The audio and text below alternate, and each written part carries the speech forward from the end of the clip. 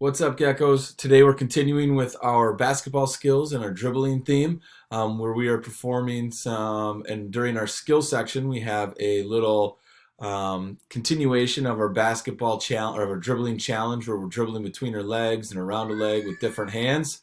Um, then for our big activity, we have an obstacle course. It looks like today the weather is going to be pretty cold and crummy, so you might have to do it inside. And if you do that, please always make sure that you have your parents or your guardian supervision on where to set up and what things you can use, and again, where you're going to put that obstacle course. Make sure you're staying safe and away from breakables.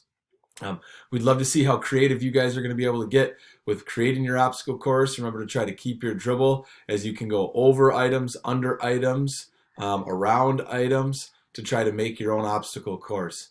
Have fun and see you soon.